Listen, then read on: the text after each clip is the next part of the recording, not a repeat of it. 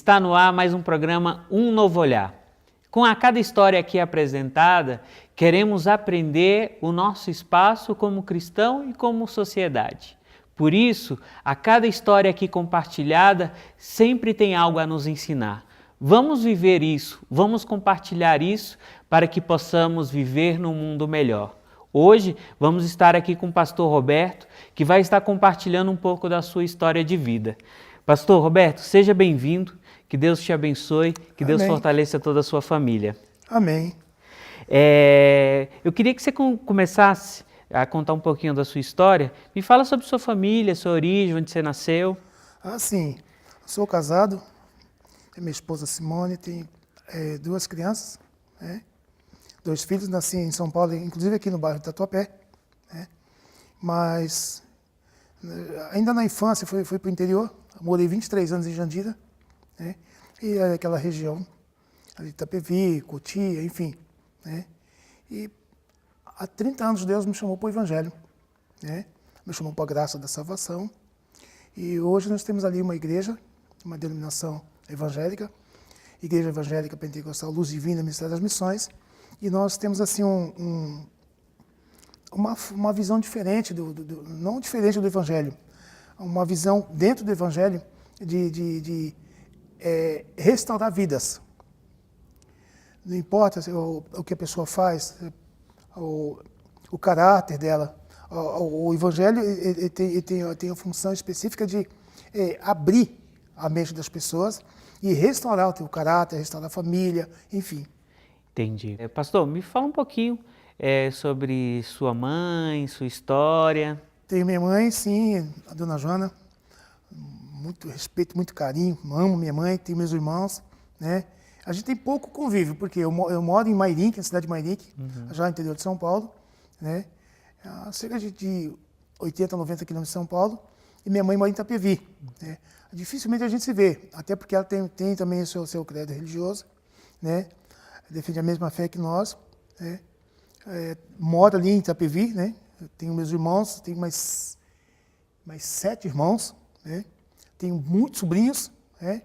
E temos assim uma harmonia, vivemos bem. Não é, por exemplo, a minha fé em Cristo que vai me distanciar deles, que não serve a mesma denominação que eu, ou não declara a mesma fé que eu. Não. A gente tem, sim, muito convívio, nos damos muito bem, que o Evangelho ele não afasta as pessoas, muito pelo contrário, ele une as pessoas. Quando o Evangelho começa a afastar as pessoas, é porque não está sendo vivido corretamente, Exatamente, né? Tá. Exatamente. Tá. Me fala sua caminhada até chegar na fé, até chegar ao seu destino, né, vamos dizer assim. Foi muito difícil até porque hoje nós pregamos não só a linha evangélica, como todas as denominações cristãs, seja católica, seja espírita, enfim, não importa, que defende uma fé em Deus, elas pregam o quê? A restauração da família. A base da família é muito importante na formação do caráter do indivíduo. Entendeu? E nós não tivemos essa educação básica, nós não tivemos. Até por dificuldades financeiras. Meu pai, que na verdade é meu padrasto, mas eu considero como pai, que Deus já recolheu, uma vida muito difícil financeiramente, economicamente, não tivemos assim uma formação educacional aprimorada, até para assim definir assim, uma profissão. Não, foi muito difícil, né? E fomos levados assim por caminhos. Com 20 anos eu deixei o lar dos meus pais, fui seguir a minha vida sozinho, morando sozinho. Morei em Bom Retiro, Barra Funda, em repúblicas, em pensões, né? E aí a vida regrada, farra, bebedeiras, enfim. Passei uma situação muito difícil, né? A ponto de sarjetas, andarilhos, enfim. Uma degradação moral, degradação assim, de caráter ao extremo, né? Não vou usar a charge lá do fundo do poço, não. Mas passou uma situação muito difícil. E a fé veio assim, a opção pela fé, pelo Evangelho, veio assim espontâneo. Eu estava caminhando, né, como era Eu andava, não tinha assim, uma residência fixa, e eu lia muito, para não ficar doido. Me deram uma atenção. Ou você lê ou você conversa. Se estiver conversando sozinho, vão dizer que você é louco, vão te internar. Então você lê. Lê que você não... E eu sentei numa marquise, né? Até passar um mau tempo, era de noite já, e de repente aquelas portas se abriram. Era uma igreja evangélica. E ali começou um culto evangélico, me convidaram para entrar. Eu entrei, e naquela noite foi feito o apelo. Eu aceitei e nunca mais deixei. Né? Entendi.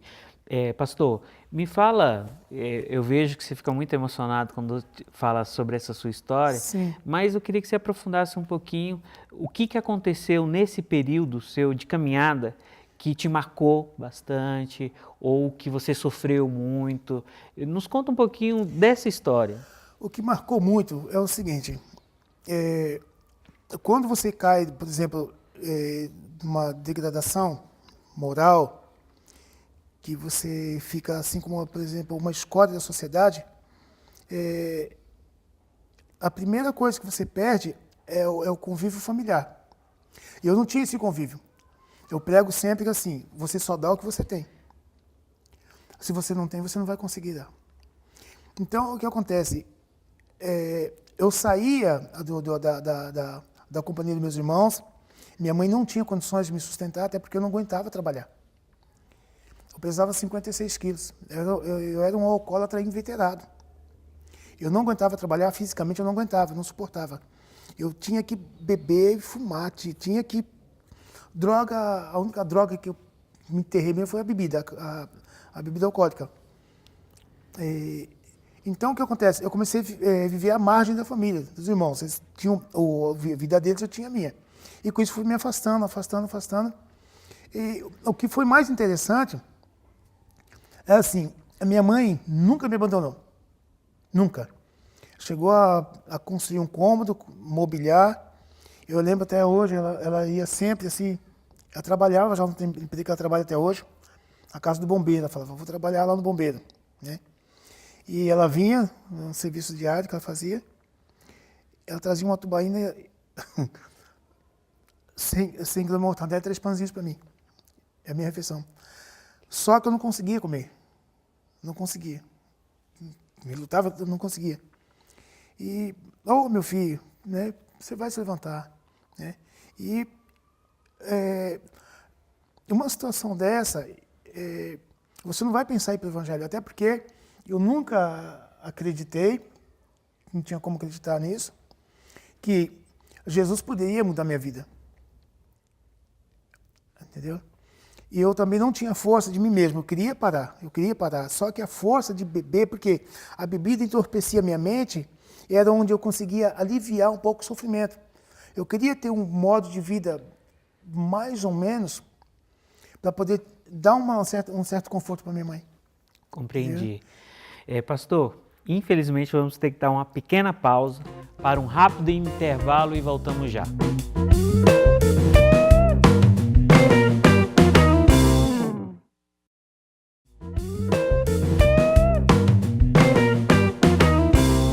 Estamos de volta com o programa Um Novo Olhar.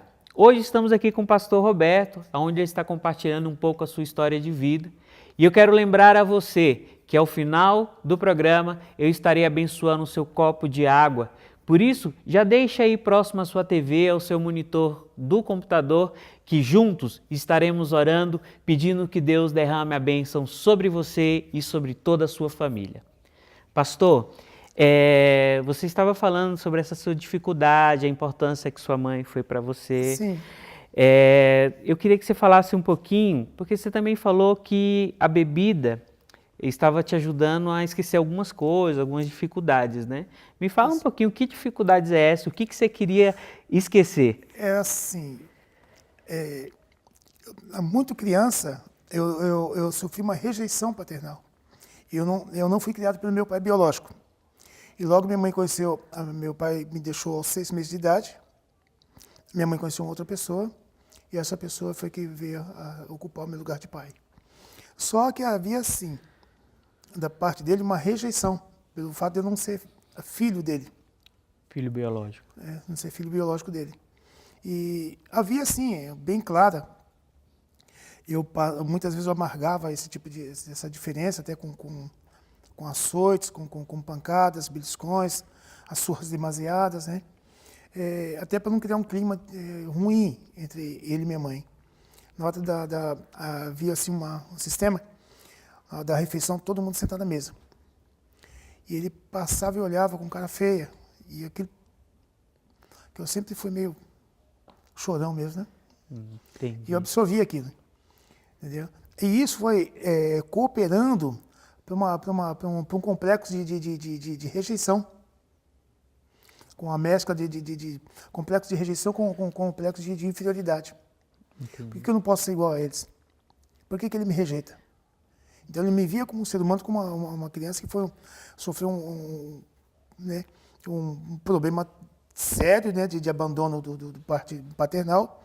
Né? E isso foi colaborando para que mais tarde, na minha adolescência, viesse uma adolescência abalada psicologicamente. Isso contribuiu bastante. Tá certo? Contribuiu muito para que viesse acarretar um sofrimento. Pastor, você falou que nessa sua caminhada, você um dia parou em frente a uma igreja, essa porta se abriu a você.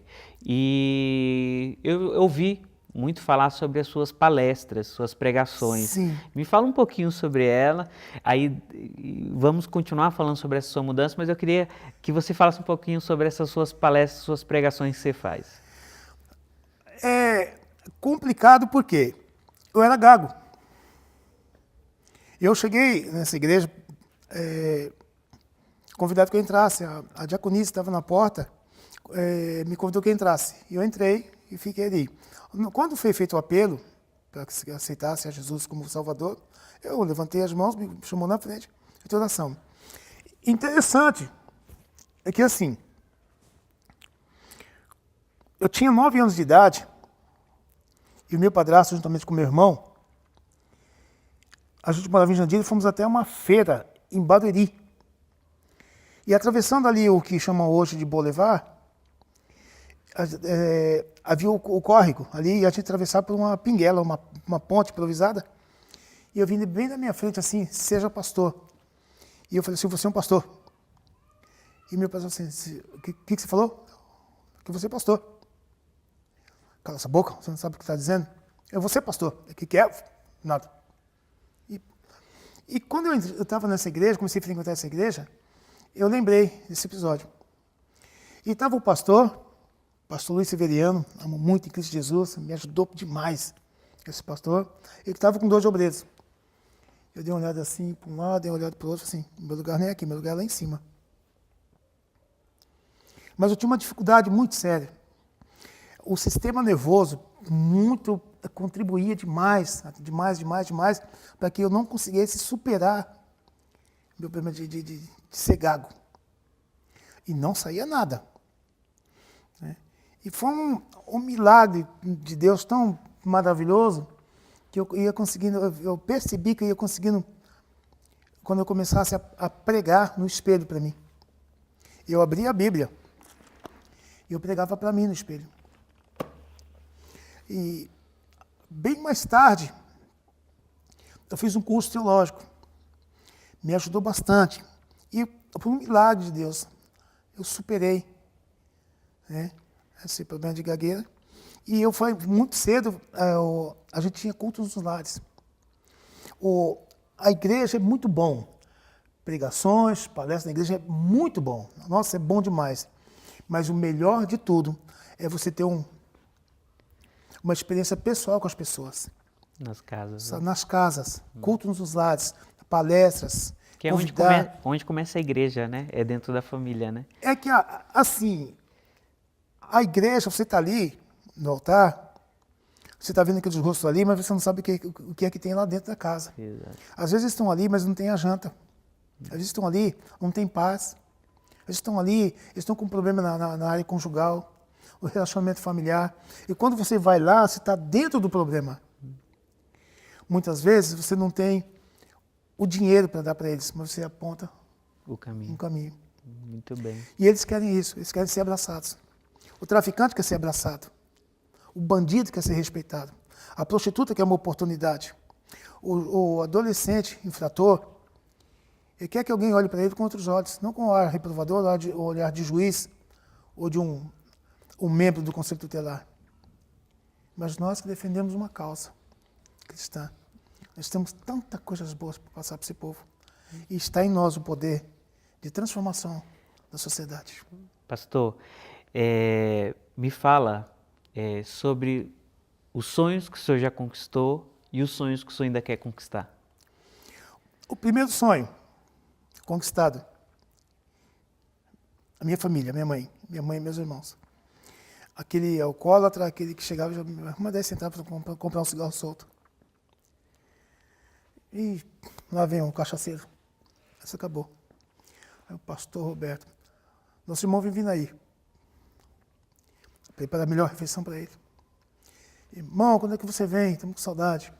Então, graças a Deus, esse sonho foi conquistado. O segundo sonho, a família. Eu tenho uma família, tenho uma esposa maravilhosa, tenho filhos, sabe, maravilhosos, entendeu? E eu posso dizer que essa parte estou realizada. Mas falta um grande sonho. Um grande sonho. Compartilha conosco. Tem que revelar segredo? Eu quero plantar uma igreja no centro de uma cidade. Amém. Seja Itapevi ou seja Osasco. Amém. Os dois. Itapevi tem crescido muito, demais. Itapevi, Jandira não. Barueri também não. Mas Itapevi me acolheu numa hora bem crítica da minha vida, Itapevi me acolheu. Amém. Eu tenho um carinho imenso por essa cidade. E ela é uma mina de ouro que ainda não foi explorada. Entendi. Sabe? Parte da fé cristã. Pastor, muito obrigado por compartilhar conosco um pouquinho da sua história. Eu sei que faltou muita história, não vai faltar oportunidade. Estou à disposição. Mas eu quero aqui deixar registrado que o mundo precisa de mais religiosos como o Senhor, que pensa como o Senhor, que viva o Evangelho como o Senhor. Amém. Que Deus te abençoe, que Deus abençoe os seus caminhos, a sua comunidade, toda a sua família. Amém. Você acompanhou a história do pastor Roberto. Quero convidar você agora a refletir junto comigo, pedindo que Deus possa nos trazer para o caminho da evangelização. Essa missão não é só minha, não é só do pastor, não é só da religiosa. Essa missão é de todos nós. Que possamos levar o Evangelho do Cristo, o Evangelho do amor, o Evangelho da paz, o Evangelho da união. Nessa certeza, vamos agora juntos pedir as bênçãos de Deus, que as bênçãos de Deus desçam sobre cada um de nós, desçam sobre você, sobre sua família, sobre o seu trabalho, sobre os seus estudos. Neste momento, vamos entregar os nossos pedidos e as nossas intenções a São Miguel Arcanjo, para que ele possa nos proteger. São Miguel Arcanjo, defendei-nos do combate. Seja nosso refúgio contra as maldades e as ciladas do demônio. Ordena-lhe Deus, instantemente os pedimos, e vós, príncipe da milícia celeste, pelo divino poder, precipitai no inferno a Satanás e a outros espíritos malignos que andam pelo mundo para perder as almas. Amém. Meus caríssimos filhos e filhas em Cristo, eu convido você agora a pedirmos a bênção de Deus sobre esta água. A água que é sinal da vida. Deus possa estar abençoando ela neste momento. Aonde ela tocar, possa ser a mão de Deus tocando e curando. E quem dela beber, possa ser o sangue de Cristo lavando, restaurando e purificando. Em nome do Pai, do Filho e do Espírito Santo. Amém. Muito obrigado a você que nos acompanha. Está aqui conosco, vivendo a cada história de superação. Eu convido a você a acompanhar-nos pelas redes sociais. Que Deus te abençoe, te fortaleça e São Miguel te proteja.